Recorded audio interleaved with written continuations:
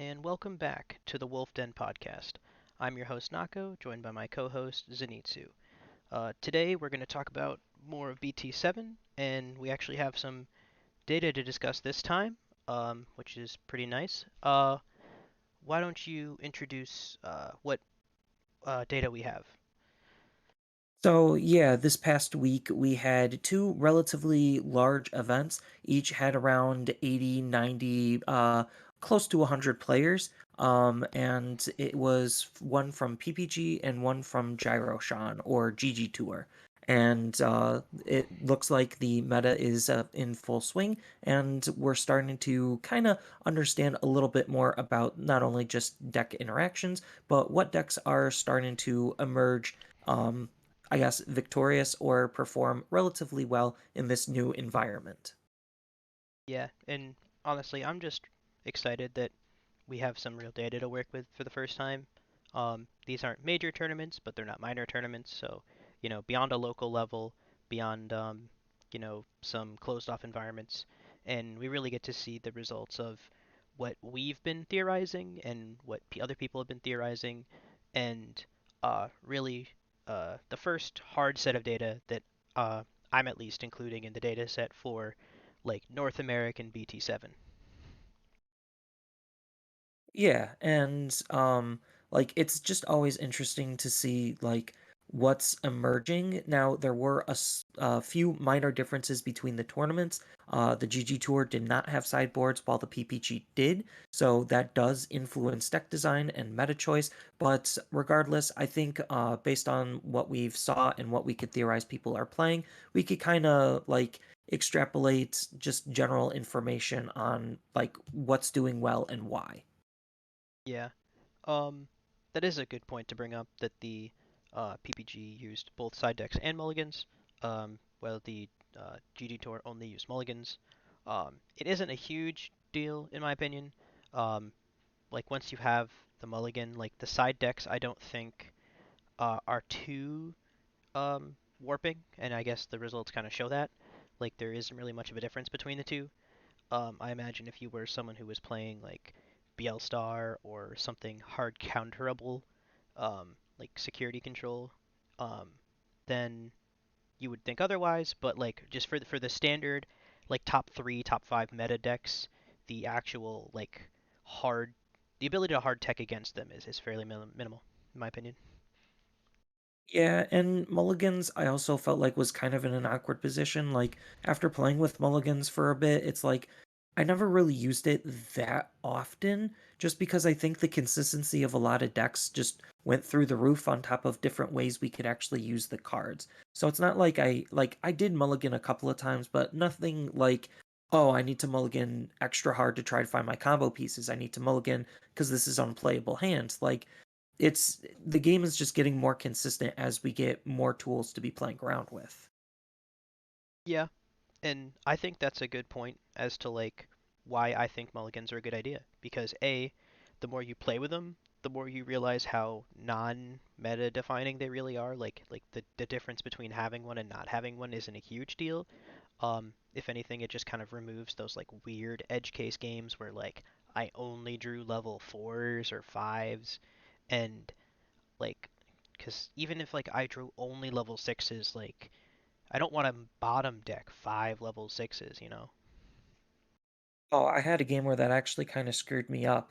Um, I was running a low amount of Omnimon. I think I was running like one BT5 Omnimon, and I had to mulligan it to the bottom, and I kind of needed to see that card to win the game. So there is actual skill and depth involved in the mulligan, but like in the grand scheme of things, I just didn't find the mulligan was like super like hardcore impactful where it's like I needed to do it all the time. It's like no, it's just there as a safety net. Yeah, and I really do feel that as more people play with it and more people get used to it, and like the stigma of it goes away, and it kind of just becomes part of playing the game, less people will be um, upset about potentially if it's included in the base rule set. Because I do Right. feel it's not super impactful to the point where people need Right. to like boycott it. Yeah, and I think like with the influx of new players, because I have seen a lot of like new players posting questions about trying to get in the game, where to start and all that. So I think like this is a good opportunity, even though I do think the skill ceiling is a little bit higher than if somebody was coming in literally one set ago, just because they have so much more to take in. Just getting used to those types of rules right away and having them feel more natural is a good and easy way to accept them, I guess. Yeah, that is a little unfortunate because I actually at my BT07 pre-release for I showed up early with the expectation that I was gonna open my sets and pull my pieces out, and the uh, card store didn't want people to pull their pieces and then just like grab their boxes and leave because our pre-release admission also comes with an purchase allotment for BT7 because they were a little shorted on their first supply. Um, so I didn't have the opportunity to do that, but I did have the opportunity to help a brand new player who had just been a fan of Digimon their whole life and now found out about the Digimon card game in 2022 and wanted to play it. And I was like, okay, I'm gonna help you build a deck. Um, Everyone else's deck is gonna be different. Like it's okay. Like this is how it's kind of meant to be played, and but everyone else is gonna be using hybrid decks, so they play very differently, and it's really jarring to understand that like this is the game, and then also like the actual reality of how the game's played now. Right, because one of my I have two younger brothers. One of them already kind of plays the game, and he knows all of the basic rules and stuff. He's not like insanely amazing, but he's not like piss poor awful. He just doesn't want to pick up a whole lot of cards because he doesn't have the money to do so. So I kind of like subsidize whatever I open to just give to him to start playing. And then the other one was wanting to start to play because we're starting to play, and I was trying to explain to him everything, and I could see like deer in headlights, some of the more complicated nuances on like triggers, how many effects are digging, what you're digging for. Like it is a little bit more complicated than it was a year ago, and that's not necessarily a bad thing. It's just making it a little bit harder for new people to just come into the game and be like, oh, so I have this to look forward to and this to look out for. It is a little bit daunting. Yeah, but people will still catch up. It is ultimately a children's card game technically, so um, I imagine they will adapt. Yeah, but shifting gears back to the tournament results, they were, I guess, a little bit on the more samey side than I would have thought they were. Yeah, I wouldn't say any of these results are surprising. Um, Not to say that like I expected exactly the spread of what we got. Um, but based on, Zenitsu and I's interpretations of like how the meta will change, what we as North American players value in decks and what people will bring, like all that combined, like had you shown me this a week ago and said, this is going to be the spread for the top 8 decks for these two tournaments, I'd be like, yeah, sure. Like someone could have just completely fabricated these lists and handed them to me, and I would have believed that these are real lists. Right. I guess going to the specifics, for the PPG tournament, we don't have specific deck lists to go over yet, as they're uh, holding the top lists confidential until after the DigiFest, because the reason they're running these tournaments is to kind of prepare people for DigiFest, since PPG's in charge of running the in-person one, and I believe in Miami. Um, and so breakdown, we got top three. Uh, Lilith Loop, first place. Blue Hybrid, second. Yellow Hybrid, Purple Base, third place. Just something to note: these lists are sometimes weird in their naming conventions, only because the tournament organizers specify all the nuances of decks. But honestly, like at a base level, like it is the correct way to play yellow hybrid. If you're playing yellow hybrid with yellow eggs, you're the different one, and I feel like that should warrant a title more so than the purple eggs in a yellow hybrid list. Well, I mean, like, there's multiple reasons for that. Like, I still think there is fluidity in the yellow base. It's just purple base gives you lots more options to cover your bases just because of that purple slash.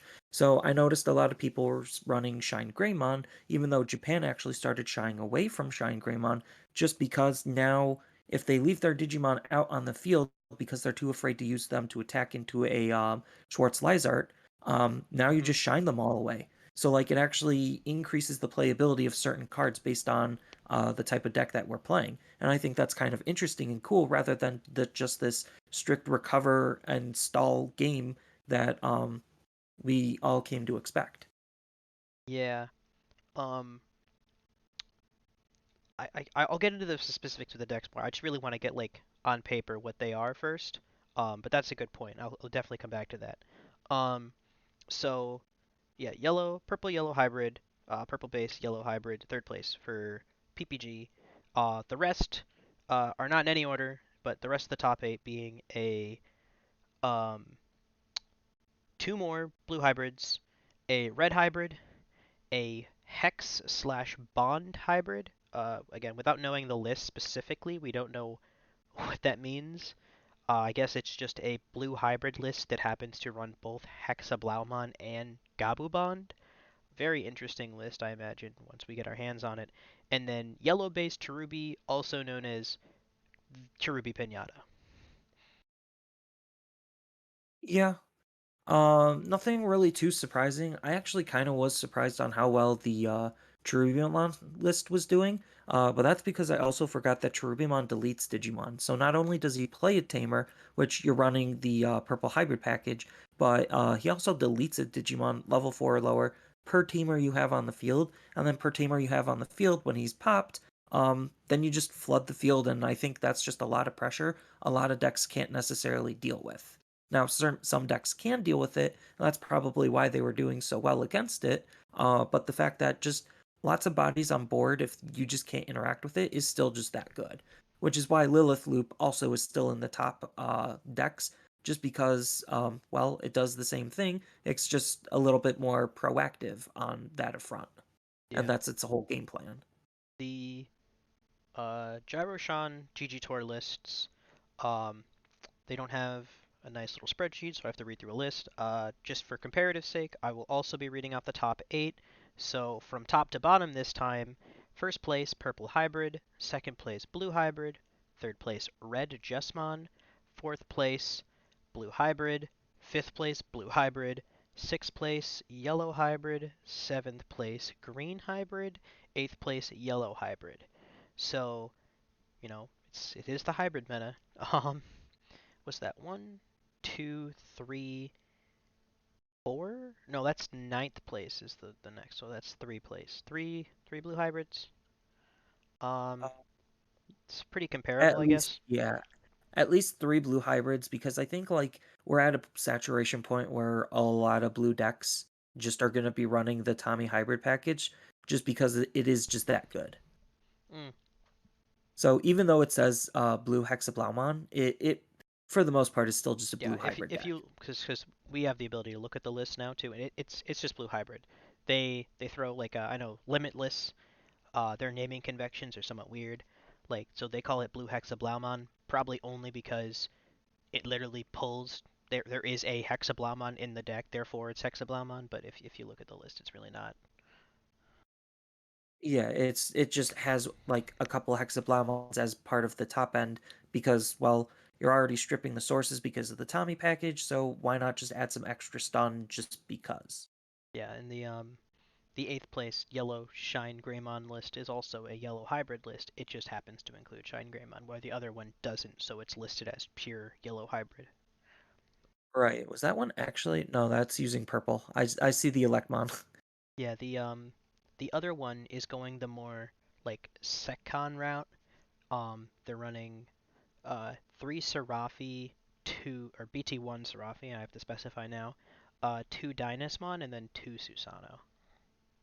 Yeah, So so this is more of the list that I was referring to where it's like you still have the yellow low end just for Salamon to heal and potentially draw, and like you're just running Kari and Schwartz Lizard because they're good cards.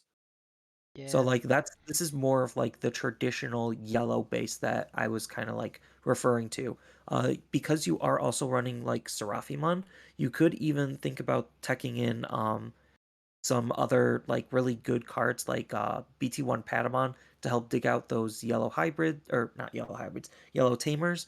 And you could even run the classic Patamon if you are going more of an angel top end approach. So, Because especially if you're splashing in Lucimon, that's also in that Patamon search range. yeah. Um, so that being said, that's those are the lists. We could provide links to those in the description below, if anyone you wants to check them out yourself. But really, like the what we're seeing here, it's something that we've said before, and something that we'll continue to see, I guess, if it continues the way that it is, if nothing changes. Is that like we're seeing an overrepresentation, um, potentially warranting a reaction from the meta, but like an overrepresentation of decks that were previously like walled out, literally and figuratively, by Ice Wall. Um, we're just seeing like an increase in decks that, like even Blue Hybrid itself, it was played differently because the go wide champion rush strategy that these blue lists are employing was significantly more severely impacted by Ice Wall. The wider you go, the more memory you spend in an Ice Wall world. Right. And then on top of that, it kind of doubled down people wanting to play yellow hybrids even more because they also still had access to reinforced memory boost to try to rig their security. And like they're not using a whole lot of Digimon, so Ice Ball really didn't matter in that matchup. I think the yellow is at least more affected by the loss of MDF because like what we're seeing here, and so if you notice through the two different tournaments, I gotta go back 1 second. Um, so in GGTour Gyro Shan, there was one, two, two yellow hybrids, and PPG had one. Um, that being said, I think um, yellow hybrid is the best average deck, like the most average deck, I guess. Meaning that like if I want to consistently make top 32 but never win, I want to play yellow hybrid every time. I would probably agree with that. Like, the mirror matches really suck. And when I mean really suck, they're like even worse than security control versus security control because you're both literally actively doing nothing while still playing cards. It is kind of miserable. But yeah, the deck is just so versatile on how it can handle any other deck outside of itself, that it does have a really good chance of winning outside of, well, the exception of against red hybrids, but that's what makes red hybrids so good. But yeah, it is just a really solid average deck to top with, but not win with. Not saying it can't win, it obviously can, but like, yeah, it's Yeah, it's good. yeah, like cause really like, and what I mean by like the most averaging deck is that like, so what I'm seeing and what we're seeing with these results is that they are really hurt by the loss of MDF. More so that than reinforced memory, even though reinforced memory is still a really good card as well. Definitely help their package, definitely help their game plan. But without that actual like guaranteed kill punch of Susano costing one whenever they wanted to, they don't have way to end games, and that's why you're seeing them lose. You know, as the tournaments go on, they're still great decks against people who are less experienced. It's security control, in wolf's clothing, sheep's clothing here, because the people, if you know how to beat it, it's a worse deck. It requires a specific set of skills, a specific mindset. Two, it actively does nothing, you know, just recovers and threatens you with 7 security, and then basically passes turn, and then it gatekeeps the hell out of decks that need to chip and need to um, check security frequently. You know? Yeah, I would agree with all of that. Um, because like if you actually look at the decks itself, it's like they really don't have a huge punch factor most of the time. Like from my own personal experience playing against the deck, they just go into Dynaspawn and then sit on Dynaspawn the whole game, proceeding to not attack because their cards actively don't want you to attack because of how TK and Kari works. And like you're trying to bank on TK and Kari to just give you a whole bunch of memory in a single turn to actually be able to use that Susanamon. Otherwise, that card is just going to be a very hard card to use. Yeah. And the worst part is all that being said, my strong opinions aside, the deck still wins. It is still my, phantom proxy deck of the format. I solitaire against it frequently, and there are too many times where I will just pass turn with whatever deck I'm playtesting, whichever deck I'm considering building, and then the yellow hybrid that is also me will then start their turn with 5 to 8 memory, Digivolve into Susano for, its full cost of 7, but not passing turn, and then swing with something else, and there goes the game. That swing for 3 checks is the whole game for them, really. It kind of is just because they're just not going to do anything until then, and literally the whole point of the deck is to set it up so that way, well, you actually can use it. And the rest of the deck is just waiting until that happens. Right, um and it's just your tech options of buying your time. so but going back to what I said before about like why these decks are doing the way. So the decks that were previously ice walled out of the meta, harmed negatively by ice wall. Decks that I know North American players have really latched onto just are succeeding in a world where ice wall isn't there on every turn. Um, Purple Cherubi being, I think, the largest recipient of this, it being minimally represented, but represented nonetheless, where it was almost completely absent of the meta in Japan. It was Um, there, just not like in the capacity that we're playing with. Like, there's a couple of decks that like we're playing that just did not exist in Japan just because our format is actually just that different. so, I mean, just the idea that you could, swing with a Cherubi, pop it, pull out, 3 bushy Agumon, and then swing 3 more times is something Ice Wall actively prevented from happening. Yeah, that's definitely true. But you want to know what is still around in the meta that's doing absolutely gangbusters? For blue, What? Tommy.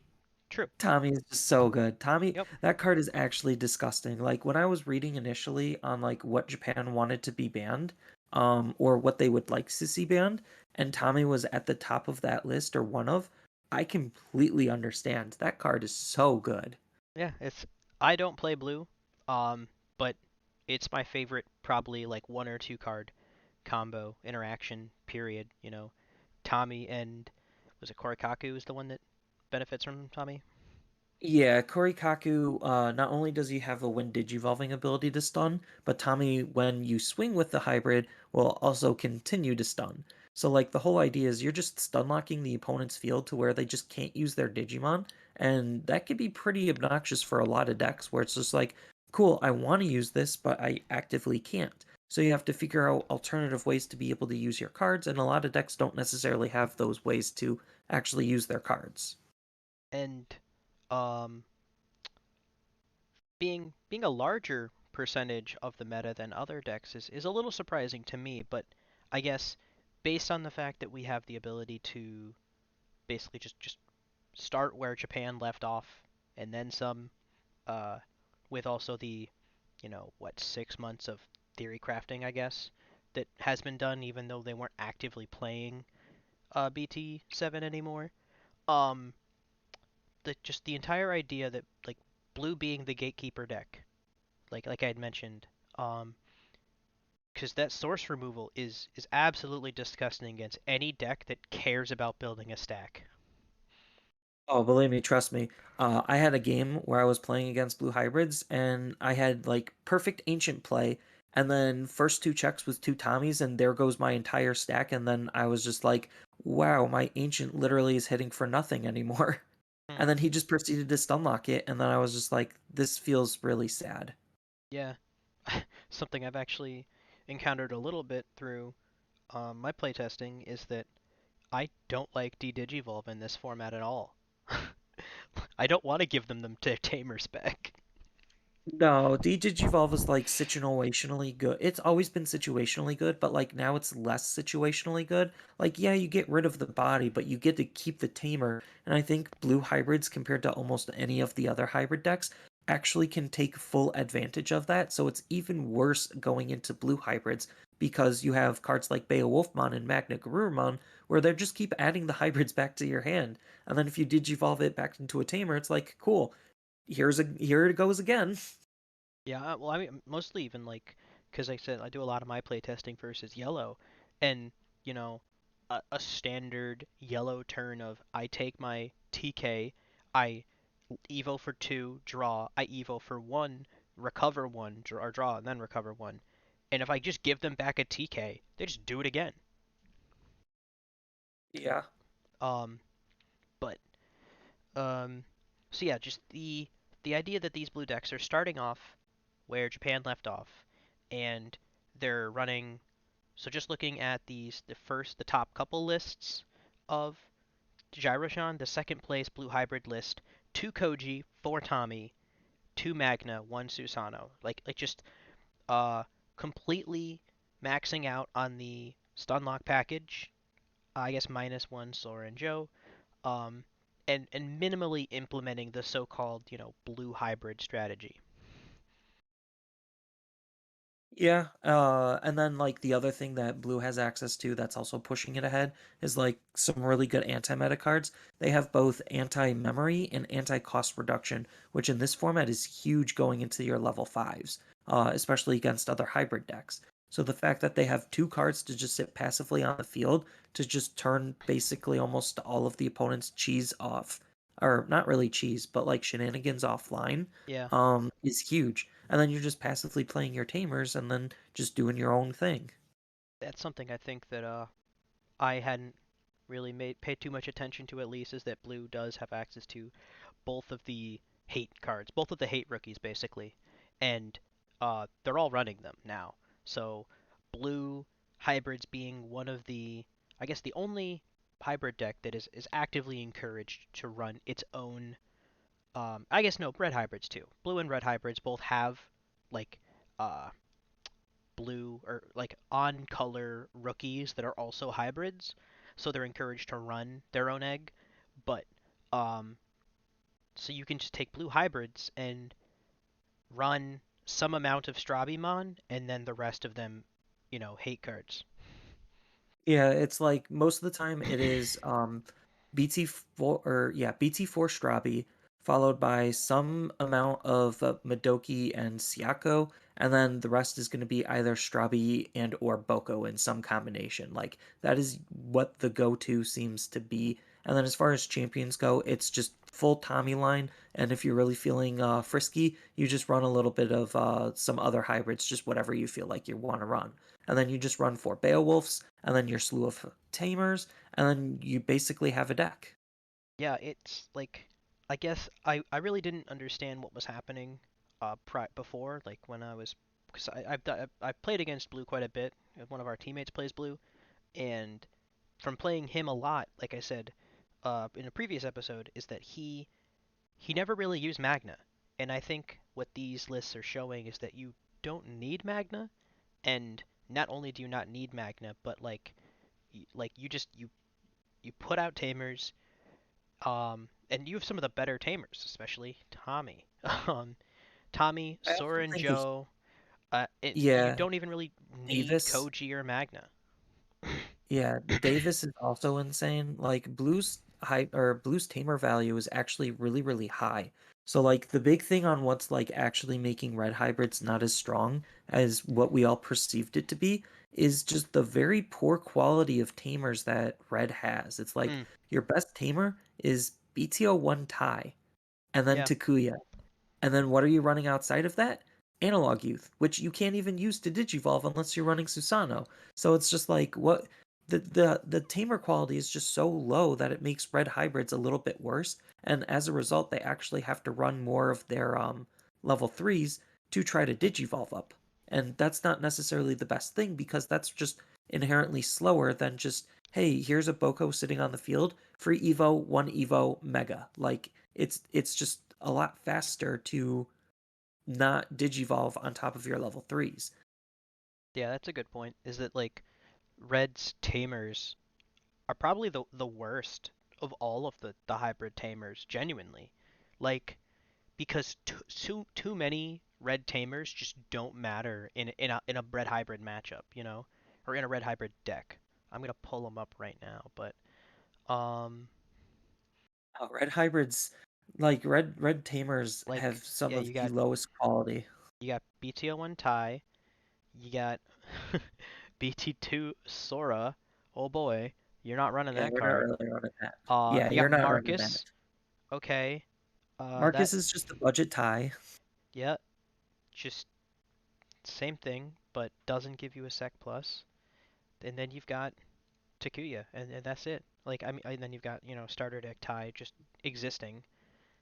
Yeah, and then on top of that, like thinking about it now, red doesn't even have a dedicated duo tamer, whereas almost all of the other colors do. And Yep. like we're actually starting to see that duo tamers are mattering a lot just because of the additional memory gain you could use on top of your memory fixing tamer. So like that's what yellow hybrids is like banking on is like having a TK just sit on the field to put themselves at three, and then TK and Kari to gain them that extra to be able to use their Susanamon. It's literally the only color that doesn't have one. I just checked. Yeah, Um, and it's pretty sad. and I say that literally, meaning that white even has one. Yeah. And I That's think that's like crazy. making it a lot slower for red to like be able to maneuver because it's just like, oh, they're one of the only colors that just can't start with a lot of memory to make powerful plays where all of these other decks do. Yeah. Um, so blue stuffs. I I guess another point. This would be the best place to say it is like I'm glad I'm pleasantly surprised that blue's doing better because my initial interpretation of blue was that like it's just worse than some of the other hybrids, and and I think that's because um, the lists that I played against initially, I they've been updated since then, obviously, but like we're very focused on like I only want to get out my Magna Garurumon, and then I want to swing with it, and I want to do Magna Garurumon things, and you can just kind of run the Hexablaumon deck that Hexablaumon wished he was with exclusively Tamers, level 4s, and like Howling Memory Boost. Yeah, and then blue also has some really good level 6 quality cards. So like you just have a whole bunch of cards that can multi-attack to try to end the game quickly when you feel like you need to. They also have a couple of warp engines that you could even think about using. So like blue, just you chip a lot with your low end, and then you just find a way to go up into your like one high end card you actually feel like using, and then you just close out the game with that. Like that just seems to be the strategy that what blue is adopting, and there's just a whole bunch of good level sixes. Mm-hmm. Um, and I guess depending on the list, they lean more so. So the fourth place list that is labeled on Limitless as Blue Hexablaumon because it includes copies of Hexablaumon is basically exactly what uh we had mentioned, like except it's slightly more extreme example. Still runs that same low end. The Tamer setup just completely foregoes Koji, and instead adds additional copies of Sora and Joe. Um, and then they run two Hexablaumon and two Azulongmon. Um, just again, like Azulongmon is actually something that I hadn't even really it is a fantastic card in a hybrid meta. It's a fantastic card against some of the more common. I guess it's the best anti-yellow hybrid card um, that blue could probably run. Yeah, I mean, like the whole idea is like you're already stripping the opponent's sources because of the Tommy engine, and then like just Digivolve for one into Beowulf, and then Digivolve for potentially zero because you stunlocked their Digimon and stripped their sources away to basically just swing for a whole bunch at once and then just hybrid for game. It makes a lot of sense thinking about it now. I think the Hexablaumon's kind of like more cute tech just to add some extra defense and extra stun locks, just because you might not always have a Tommy or it could have died from just you swinging with your hybrid over it. Like, there's a lots of things that can make your Digimon die, and I think just the Hexablaumon is just the safety net. Yeah. I think it's mostly there for like the flexibility because like my initial idea looking at the list was like why not just run four Azulongmon instead of two and two? But it's I think like we mentioned way back when we talked about Nats, like the flexibility that different numbers of cards offer to deck lists, and like while four copies of either Hex or Azulongmon would technically be more consistent, like just the opportunity for you to be able to say, okay, this isn't a great Azulong, but like Hex is like a staple safe option because it's always going to cost you three, and you're at least going to have that with your dual tamers out. Right. And then like the other thing that I'm starting to see is another homogenization point, not only just in the tamer lineup, but the option lineup too, where it's like they're obviously running one ice wall, and then they're running two howling memory boosts, and then like three of whatever option that they feel like they want to run, or however much deck space you have. Like the options outside of that, like just seem really samey. And I'm not saying like that's a problem because like there's a lot of flexibility on what your top end can do, what your tamer spread looks like, and even some additional level fours that you want to run. But like there's just not a whole lot of room for much else. And usually the options are the lowest fruit that they just run whatever they feel like they want to run. Yeah. I think that like um where we are in the meta, it's a good time to experiment with like options, option cards and different amounts of option cards only um because I was just I wrote down like basically why I'm now suddenly like a huge blue fan, and it adds to like that something that other decks don't necessarily have, something other decks currently kind of lack in their hybrid lists. What is the weakness of a hybrid deck? And a lot of them have fairly weak security. Now, it's like, we mentioned it's like a double-edged sword, and how like when you swing into a yellow hybrid security, you're not necessarily dying. You're most likely just going to hit a tamer and be fine. But that's the the poison in the well, so to speak, because you're still actively hurting yourself eventually. But Right, because you're blue's doing it giving more them a tamer to you. actively, you know? Yeah, Like you mentioned because with the there's been Tommy. Yeah, like, oh my God, Tommy out of security is actually insane. Like, I was playing against green hybrids a lot just because, like, it's a cheap deck. It's a good deck to take to locals. And, like, a JP sucked in security when they just are set to three, have a Boko, and then can just do insane levels of play from. So, like, even just against some of the other decks, it's like there's a lot that they could do. Like, purple, as an example, like, if you're for whatever reason, splashing in some Eismon along with it. You could discard an Eismon and then just do Eismon things. You could discard some of the Eismon engine stuff. Like Tamers coming out of security are really, really dangerous right now. And so, I guess to complete the spiel and the cell package is so blue hybrid manages to go fairly wide, something that other decks besides Cherubi Pinata fail to do. Um, they have incredibly strong draw power, just through their like through Davis, through just drawing in general. They have consistency in searching tools, and that like returning to hand Vicinity had mentioned the mechanic. Like they're just there. They're solid, and then um, they have strong security while not relying on security.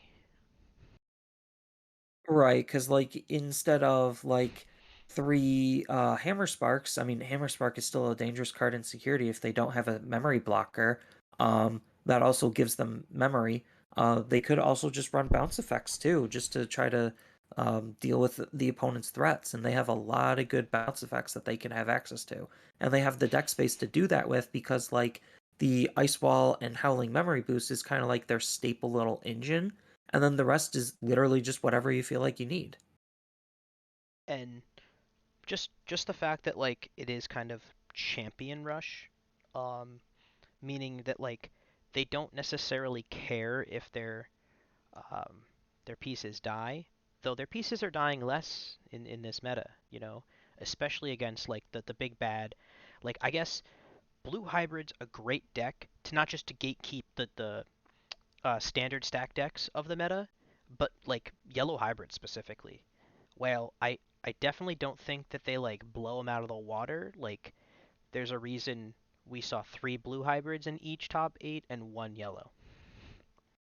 Yeah, well, I also think like the yellows kind of just shoot themselves in the foot if they ever see the mirror. So, like, Hmm. literally, if you ever see a yellow mirror, there's a very high chance you're playing one game 50 minutes with no winner. Yeah. Well, I mean, unless It's someone literally gets a just a Susano deck before out. the other one does. Yeah, and it's literally just comes down to a deck out situation more often than not, which is really unfortunate. At least like with security control, you're still kind of doing stuff. Like you actually have to play cards to do things. Where yellow hybrids just doesn't. They literally just sit and wait for the most part. So, yeah, that's my full spiel on blue hybrid.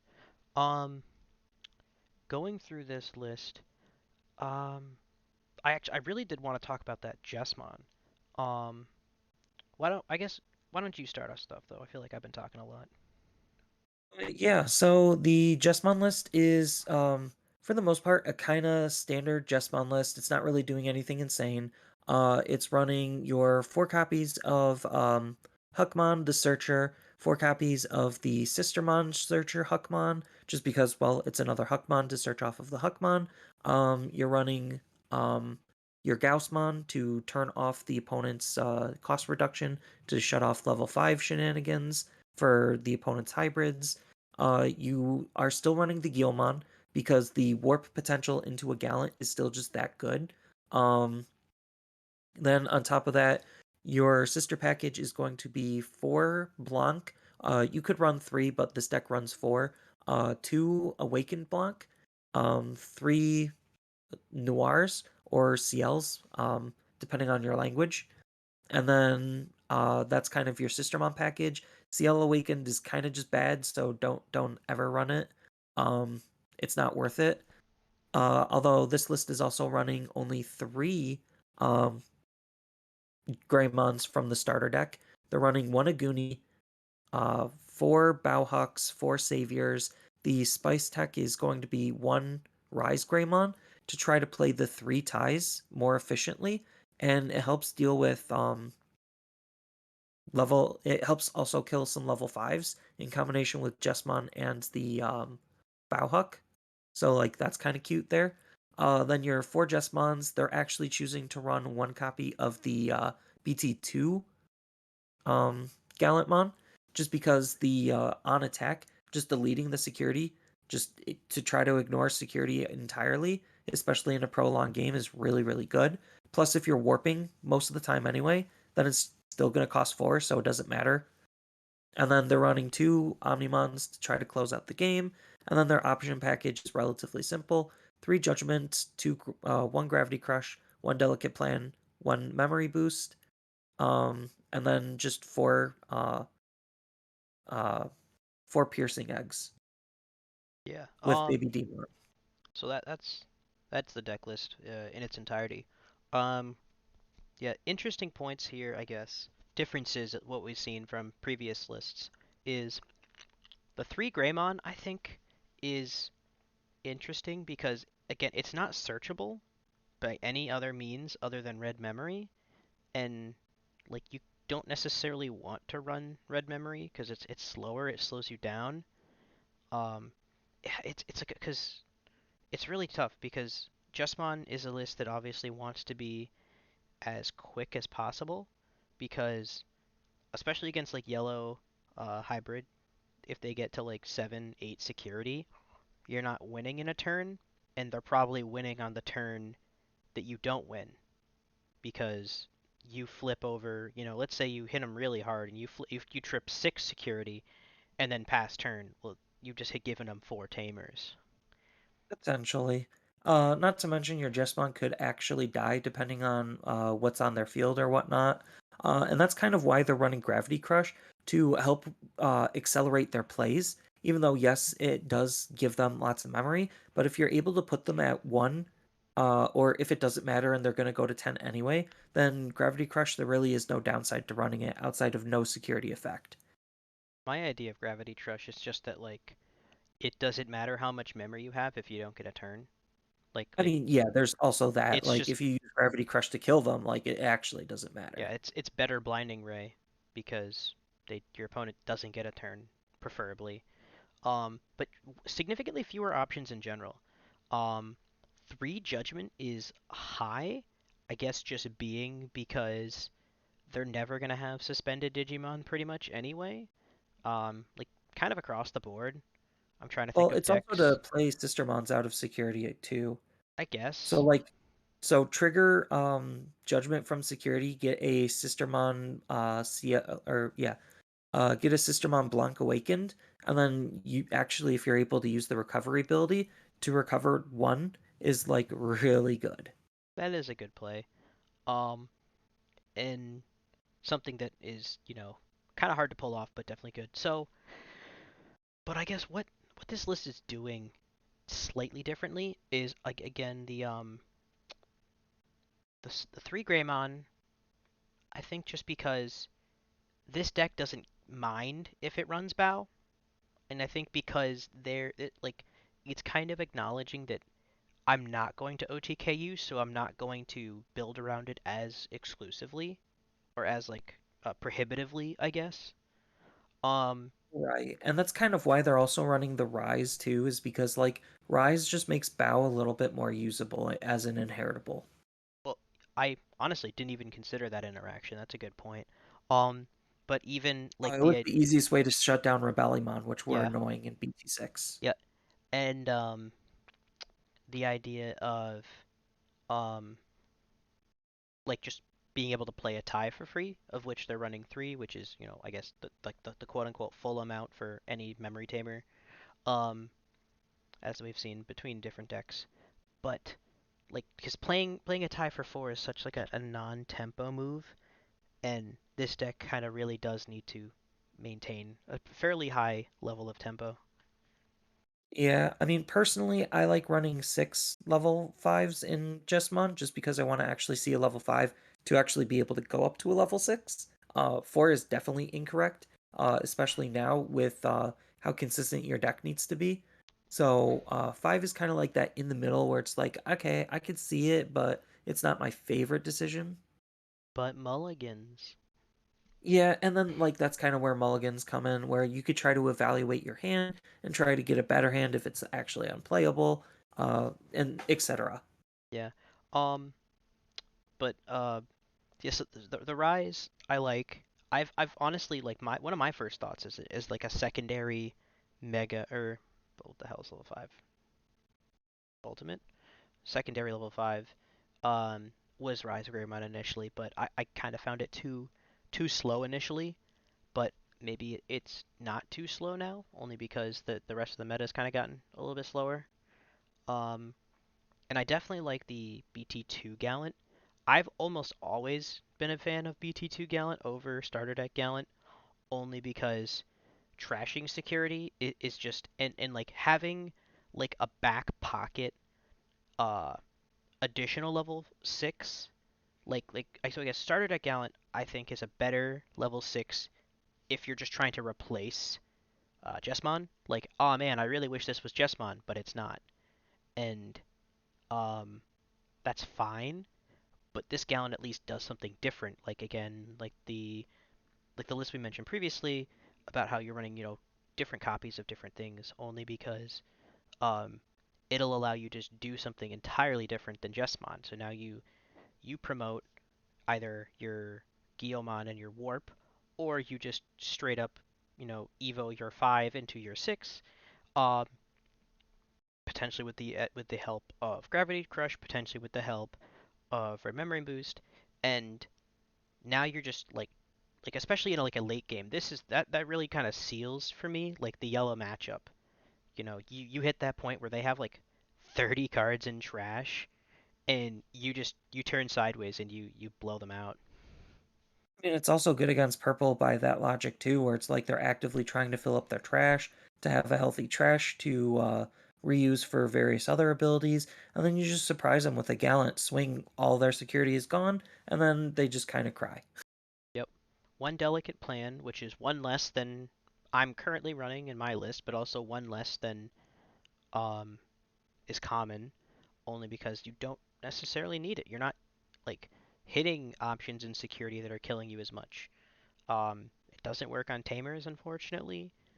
It's just not necessary as much in our current climate. Right, and especially with sideboards, like that's definitely a sideboard card where it's just like if you know the opponent is going to run at least some options, then you could tech it in, and then if they're not running any, you tech it out. Yeah. Again, this list or this tournament was the one that didn't use sideboards, but I would still main deck one just because it isn't like it does save you from the very few edge case, like you know, uh, Wyvern's breaths and whatnot. Even um if you don't see it, you don't see it, but you don't need it anymore as much. Right, and it does free up deck space to do various other things, which is kind of like the benefit of a sideboard. And again, we don't have any of the deck list per se from the PPG with the sideboard, but like there is still a red deck in top 8 with the PPG. So like it was instead of Jessamon, it was red hybrid, which is still a really strong deck, especially with its best matchup being yellow hybrid, which everyone at least online, is trying to lead people to believe that is just by default the best deck, period. Which these results kind of showing it's not the best deck, it's just a good deck. Yeah, I'd still And put. red hybrids, yeah, and red hybrids can just hit really hard still against borderline anything. Like I've had games where I'm like swing with ancient 4 checks with all of their security being gone, and then just Evo on top of a hybrid and or Blitz Omni for game. Yeah, I'd I'd be the one to say, I guess, like outside of like very specific um black X antibody Zubagon punch situations, which still a huge fan of. Unfortunately, it's not great. Um, the red is like the or red hybrids is the like oopsie. Like it does what Jessamon did in previous formats, except a little bit better, a little bit more consistently, in my opinion. Um, Only because you're not looking for as specific pieces, and you could just kind of happen into like a good, like very fast um, plan with the Aguni into warp into ancient strategy with the Emperor Greymon in the back pocket. Yeah, and I think like the Emperor Greymon package is really cute, but like the deck actually doesn't need it if you really think hard about it. Like you only have one way to search for your ancients. The Aguni doesn't digivolve on top of a tamer, so it has limited usage. Like it's not necessarily the end all be all if you can't get your hands on it, because like you could still just use Blitz in some very powerful ways to deal lots of damage. And even without Blitz, just going more champion rush and allows you to potentially run Nemon to be able to try to replay your Takuyas off of your hybrids. And then you just have like the old burning on top of a Takuya is a level 4 that's swinging for 11k 2 checks. That's insane. Like Mm, it still can do lots of very powerful things. yeah. Um, Bringing up, I guess, like the market, only because it's something that um I use a little bit to track cards and popularity of things. Ancient Greymon is still the third most uh, frequently purchased card on TCG as of right now. Um, but it's also one of the most expensive, which I think is actually kind of going to hurt Red Hybrid in a way because a lot of people aren't sitting on Ancient Greymons expecting it to like just suddenly become as good as it is, because it was really bad in BT4. Um, and so like for those of us that don't have any or aren't sitting on like a playset or something, to just suddenly like, hey, here's, a playset of a card that cost $50 isn't something that a lot of people are willing to do because it is one of the more expensive decks to play, given that this is a relatively cheap card game in general. Right.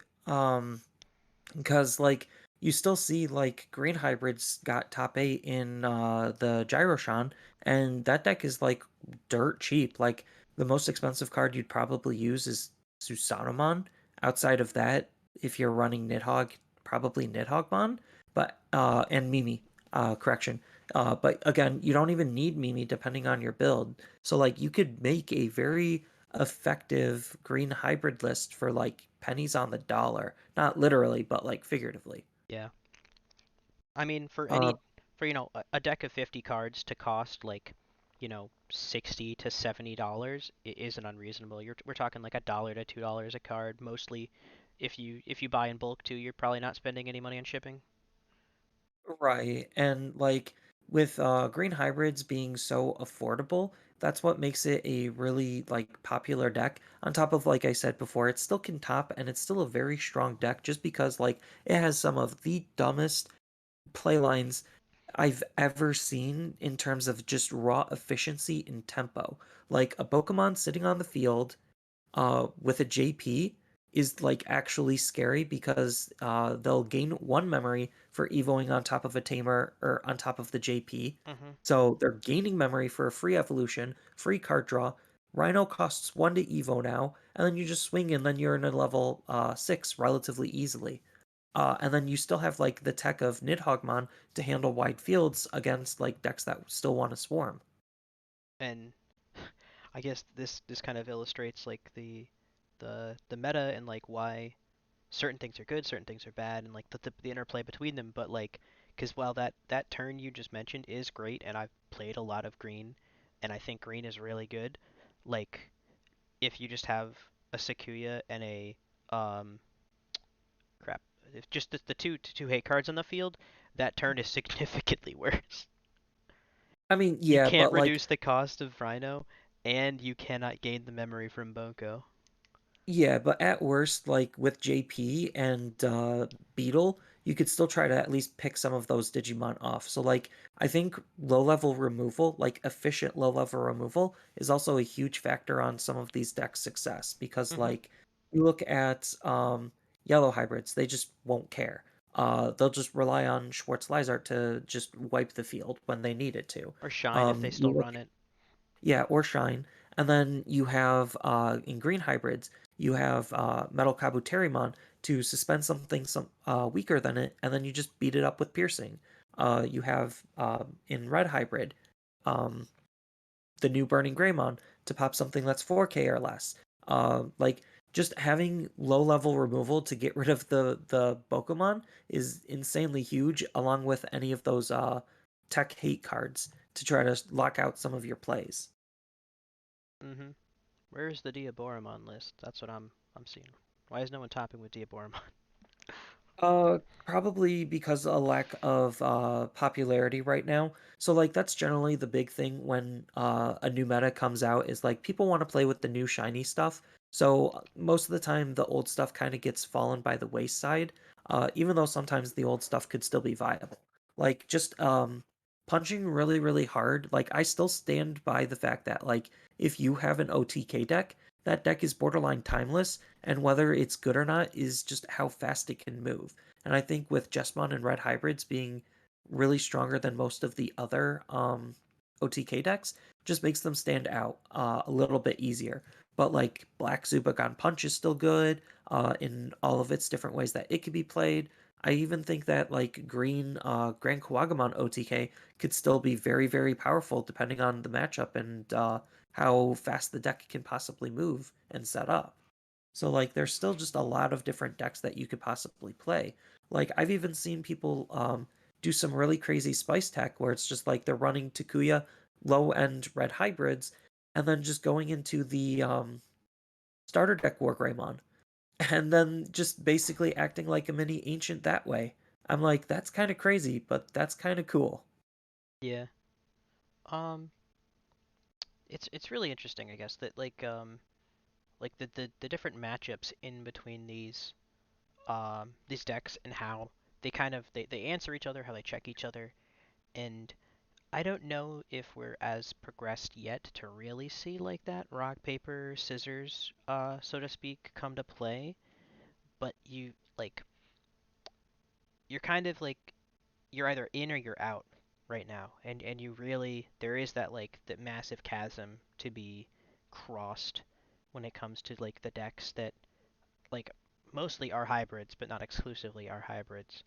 Um, that are like competing at a specific pace. They're competing like with a certain amount of expectations, and like you mentioned with your rookie removal comments, like just the idea that like the decks you either have an answer to it and you perform or you don't, and like you don't. Yeah, and that Pokemon for hybrid based decks does so much work. It's actually insane. Um, I know we're kind of off it already a little bit, but like I wanted to bring it up. The we did get a comment on the last video. I guess I did technically. Um, in regards to Jessmon. Uh, and I read it, and like I think this is something we should try to encourage whenever possible, only because I like facilitating discussion with people that listen to us and like care about what we have to say, and I care about what they have to say. So I'm gonna address it only because basically this person's saying that I'm not imagining Jessmon the same way, like because my lists and my philosophy have always been like I OTK or I lose, and that's something that Jessamon doesn't necessarily need to rely on in this meta, and it's something. Especially not with Blanc Awaken. Like you actually have recover and you could do other things to play more tempo or mid rangey. And I guess that's really what we saw with that list, the list that got third place at Gyroshan, because Yeah.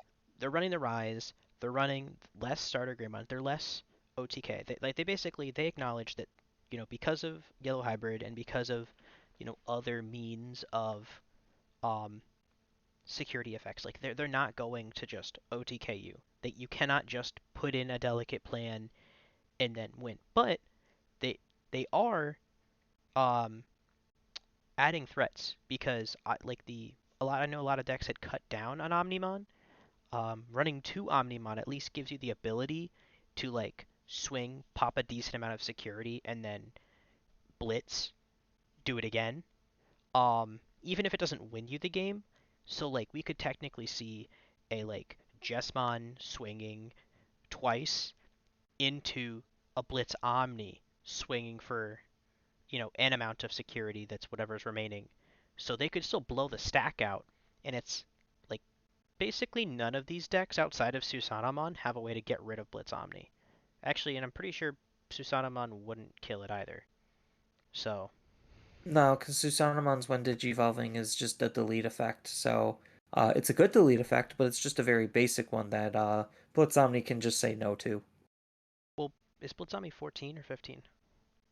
Blitz Omni is 14, So they could so just like swing he's not over the it. strongest. They Yeah, could literally they just have to swing over swing it. over it, But but that's still, a that's huge effort. dent.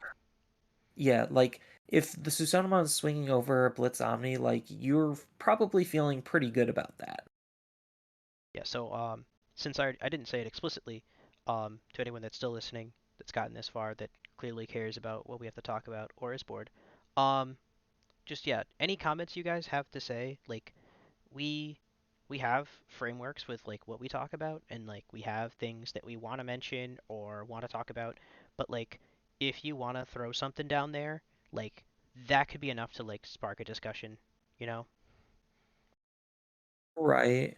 Because, like, going back to the comment, he was talking about that Shoutmon has just as much search tool as he has just as much searching in terms of their base level 3 on play as Huckmon does. And like I actually think maybe currently there's more cards to search for with the Shoutmon, and I think Shoutmon is still a pretty viable deck just because it is for the most part a one punch deck.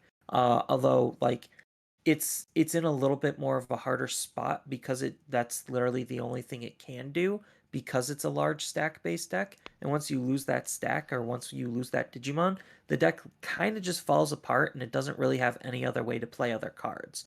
So like that's what's making the Shoutmon deck perform worse than the Jesmon deck, even though technically Shoutmon could do just as much work as the Jesmon. It's just the blowout potential is a lot higher. Yeah, those are separate comments, like the one about the Jesmon and then the one with the Shoutmon and the Jesmon. But either way, both comments that we can address.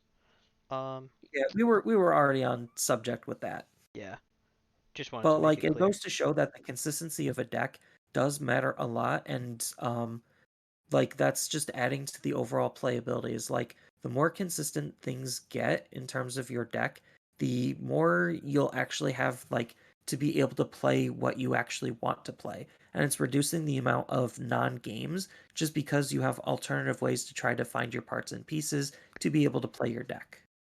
Yeah. So, And a lot of these top decks do have lots of consistency.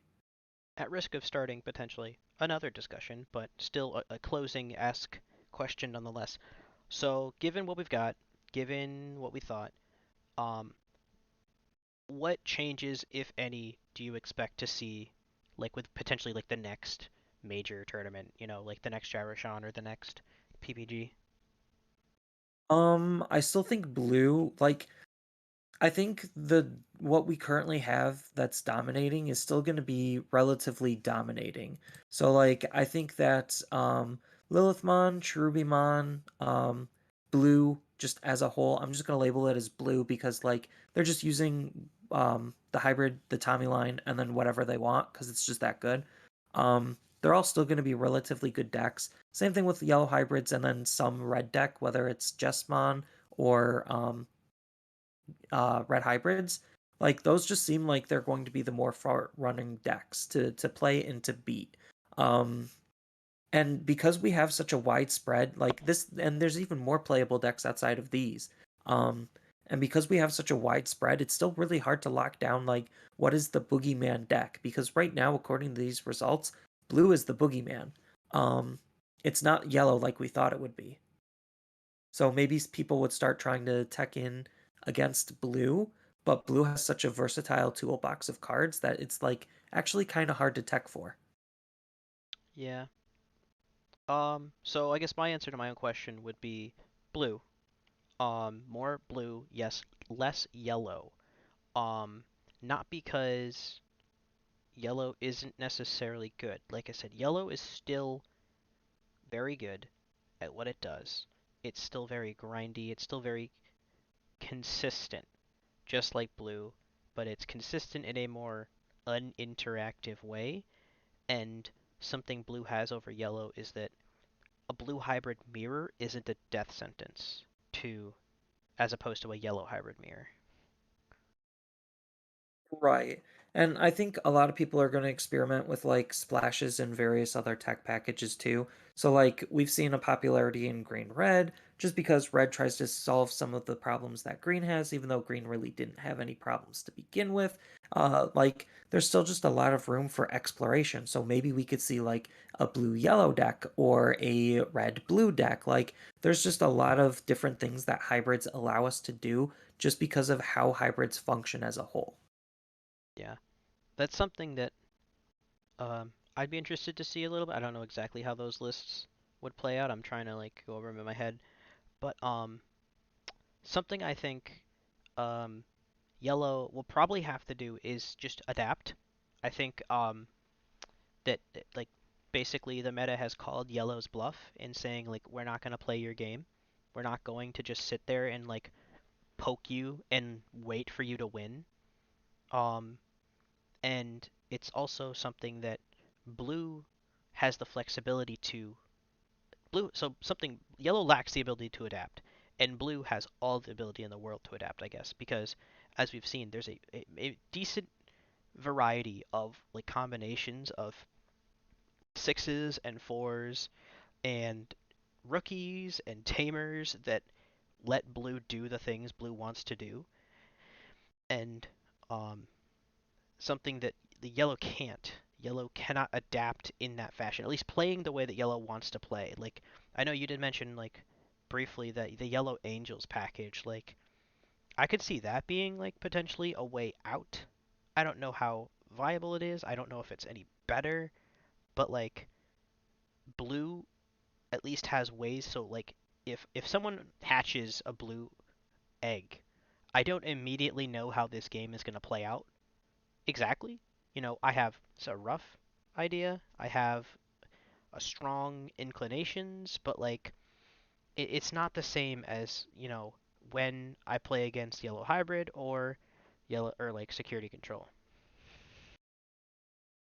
Right, like they still force you to play the game differently, but like if you're a good enough player, you can navigate around like those types of plays that they're trying to force you to make.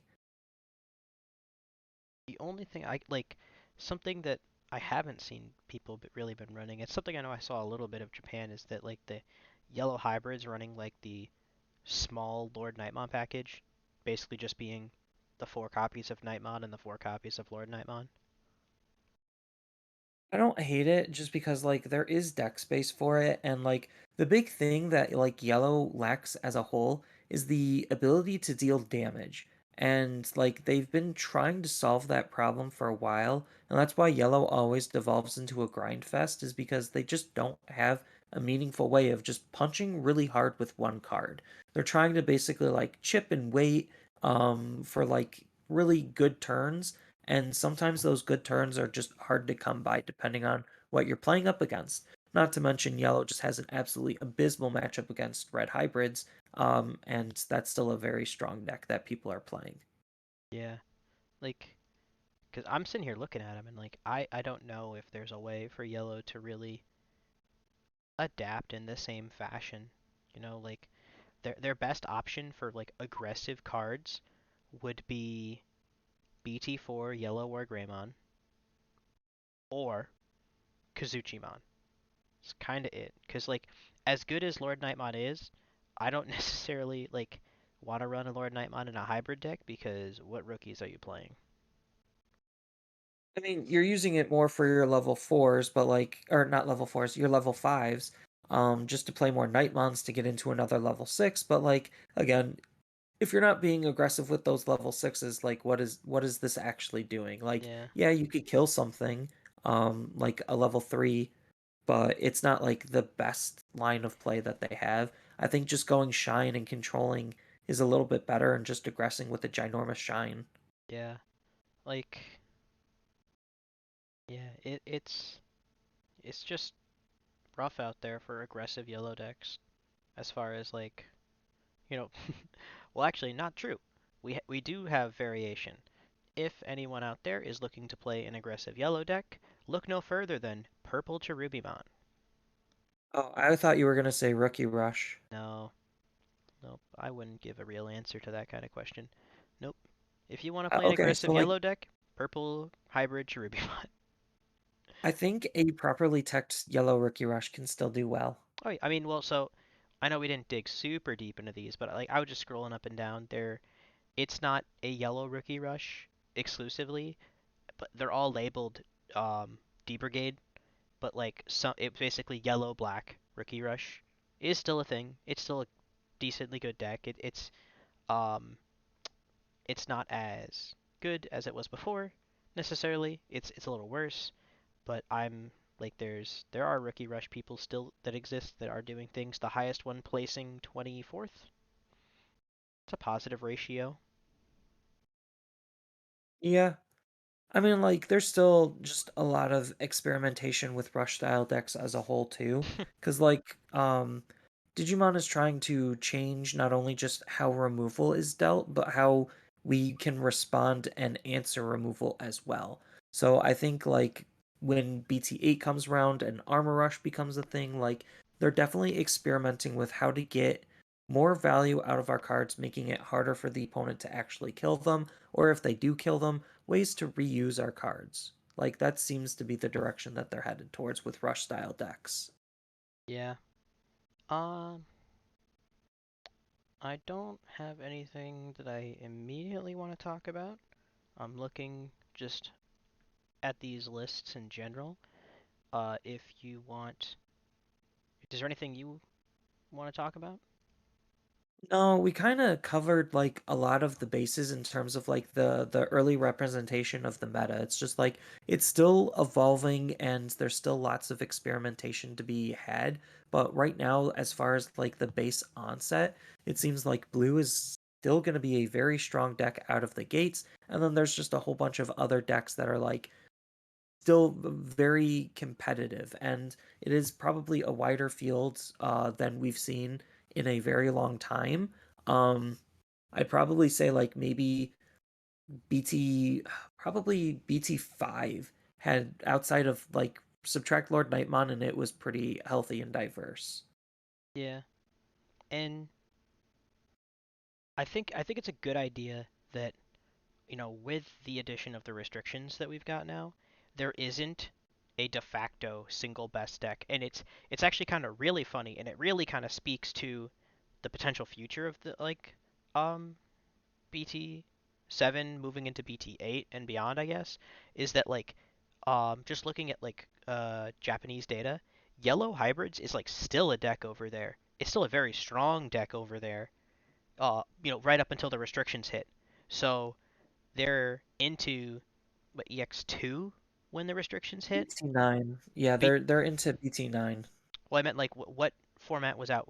They didn't have BT9 when the restrictions hit. Oh, yeah, that was EX2, the later So half. yeah, so they were 2.5, I guess 2 sets ahead of us, and before they got the restrictions. So Yellow Hybrid was their Boogeyman deck for all of BT7, all of BT8, and then continuing into EX2, whereas we're already seeing Yellow Hybrid being like not necessarily like a huge concern, which is weird because I still think Jet Sylphimon's a dumb card. Oh no, don't get me wrong. Jetsufimon and Tommy are two very stupid cards. It's just um we play differently, especially with mulligans, sideboards, bans and restrictions they didn't have, Best some of promos we threes. also didn't have. Like there's just a lot of differences that make us, again, like I've stated this multiple times before. Like we are just different and we can only use Japanese data for so little before it actually doesn't matter. They're not running any promos that they didn't, or we're not running any promos they didn't have access to. Honestly, the only promo that sees any relevant meta play, I believe that Japan doesn't have access to, I guess two. So I'm looking at the list now. Is the promo Guillemon from the BT6 promo packs. Um Yeah, and Gabumon. well, no longer counting Gabumon. I was going to count Kurisarimon. I mean, yeah, Kursarimon does add some extra viability to Diaboromon lists, not gonna lie. Makes Diaboromon a But yeah, deck. like those, I mean, that's what makes the red splash a little bit more viable, to be honest, is like you could use the Guilmons to swing draw a card in whatever hybrid based deck you want. And I think that does like add some extra like depth to what we can do versus what Japan did. Because I was reading comments on Reddit just as a little quick aside, and somebody was asking what's the big difference between red and green and what are the pros and cons? And it's just like, well, I mean, green, and they also stated that red green just didn't exist in Japan at all. And that's probably because A, their format was different, and B, um, the deck just didn't have a whole lot of attention and there wasn't that level of experimentation with it. Probably because they didn't also have that Guilmon that helped with the deck's card draw. I mean, I wouldn't go as far as to say that the red Guillemon's the reason. I mean, it obviously helps. Don't get me wrong. I think the Oh yeah, bigger it's reason is it's that not like solely the reason. I Yeah, mean, I'm yeah, not trying to state that that's I wouldn't solely the even say reason. that either. But I'm just saying like I wouldn't even consider it enough of a reason to mention technically. But um what I was gonna say though was that I think it really just comes down to, and it's like I don't necessarily, I don't like making broad statements about um the way people play games, but like it's just something that's come over again and again is that Japanese players in card games, specifically like for Japanese card games, I guess more specifically, because I don't think that we see this in Magic a lot. Um, is just they like to play the way that like they think the designers wanted it to be played. You know, like they're like the idea of like approaching like it's just a level of competition that they're not necessarily not willing to do, but they're not as comfortable doing. You know, like when like North American players are like, what is the best like mathematical possible way to play this deck?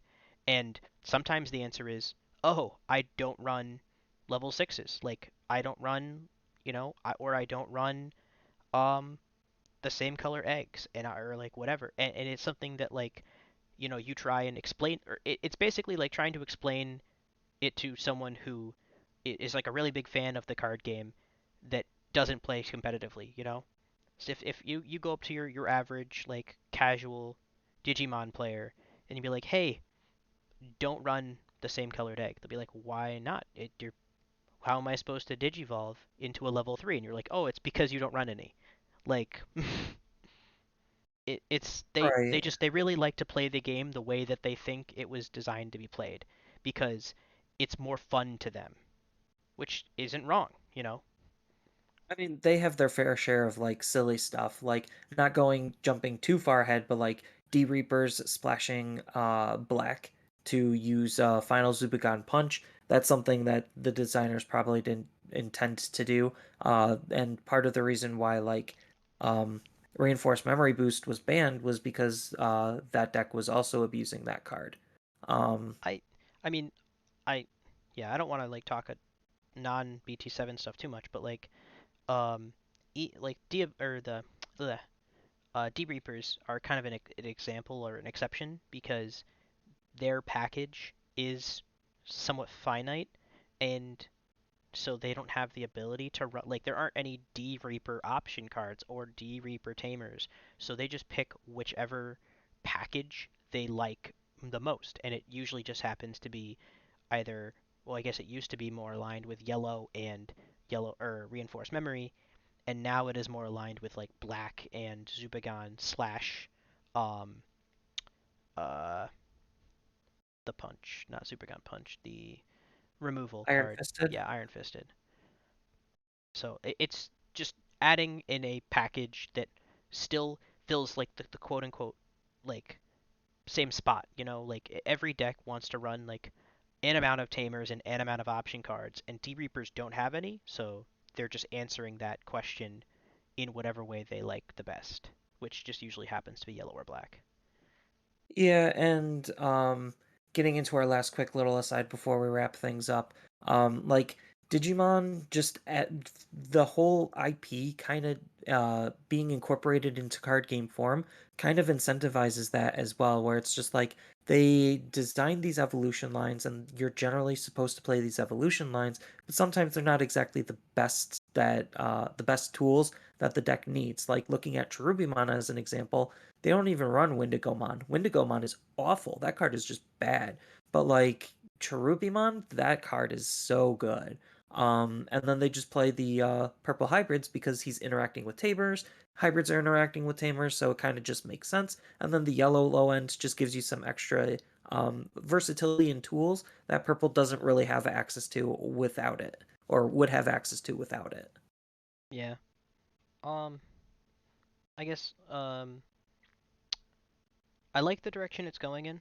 Um, I guess I share the same sentiment I have previously. Um, I I think we have a very healthy meta. Um, I'm glad that it's not as solved as the previous format was, especially due to the restrictions. And it's there's still like a handful of good decks that you can play and put up numbers with. Agreed. So I'm really excited to see what DigiFest holds in terms of the overall meta and the changes to the landscape. And I'm curious to see where Bandai is going to go with event play after DigiFest because we really haven't got any new announcements for that in terms of what they're planning afterward. So yeah, it's just lots of unknowns and lots of excitement to behold. okay. With that, I think we're gonna sign off. Goodbye. Later.